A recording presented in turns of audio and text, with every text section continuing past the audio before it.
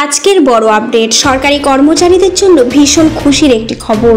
মহার্ঘ ভাতা অর্থাৎ ডিএ, যা নিয়ে আপনাদের সবার চিন্তা, তা নিয়ে আজকে আলোচনা করব। সপ্তাহের মধ্যে পেয়ে যাবেন, জানালেন সঞ্জয় বাবু। সরকারি কর্মীদের বকেয়া মহার্ঘ ভাতা ডিএ সংক্রান্ত মামলায় সুপ্রিম কোর্টে একের পর এক প্রশ্নের মুখে পড়ল রাজ্য সরকার। আগে থেকেই নির্দেশ দেওয়া হয়েছিল ডিএর 25% বকেয়া 6 সপ্তাহের মধ্যে মিটিয়ে দিতে হবে, কিন্তু সময়সীমা পেরিয়ে গেলেও এখনো অর্থ কেন মেটানো হয়নি, তাই নিয়ে প্রশ্ন তোলে শীর্ষ আদালত। সোমবার বিচারপতি সঞ্জয় কারোল ও বিচারপতি পি.কে. মিশ্রের বেঞ্চে এই মামলার শুনানি হয়। সেখানে রাজ্যের আইনজীবী জানান, তারা আদালতের নির্দেশ মেনে চলতে চায়, তবে এত বড় অঙ্কের অর্থ একসঙ্গে জোগাড় করা এত তাড়াতাড়ি সম্ভব নয়, তাই তারাও সময় প্রয়োজন বলে রাজ্যের তরফে জানানো হয়।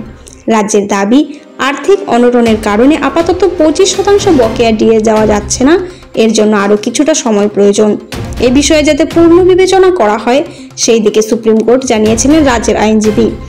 আজ সোমবার মামলাটি উঠলেও রাজ্য আগামী সোমবার মামলাটি শুনানির আবেদন জানায়। আবার অন্যান্য পক্ষ মামলার শুনানির জন্য প্রস্তুত নয় বলে ইঙ্গিত দেয়।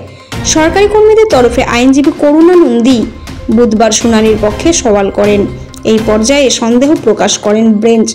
বিচারপতি কারোল মন্তব্য করেন, আজকের দিনটা সন্দেহজনক মনে হচ্ছে। তিনি আজই মামলার শুনানির পক্ষে ছিলেন। যদিও সব পক্ষ আপত্তি জানায়, পরে শীর্ষ আদালত সাফ জানিয়ে দেয় আর সময় নয়, মঙ্গলবারই হবে এই মামলার শুনানি। বিচারপতিরা স্পষ্ট করে দেন, বিলম্ব আর সহ্য করা হবে না। আগামী শুনানিতে কি সিদ্ধান্ত নেয় আদালত, তা নিয়ে নজর রাখছে সরকারি কর্মী মহল ও প্রশাসনিক মহল উভয়েই। অন্যদিকে মামলাকারীদের তরফে আইনজীবী বিকাশ রঞ্জন ভট্টাচার্য সাফ মন্তব্য করেন, রাজ্য সরকার স্পষ্টভাবে সুপ্রিম কোর্টের নির্দেশ লঙ্ঘন করেছে। এবার সরকারি কর্মীরা শুধু 25% নয়, বরং বকেয়া ডিএর পুরো 100% অবিলম্বে মিটিয়ে দেওয়ার দাবি নিয়ে সামনে আসবে।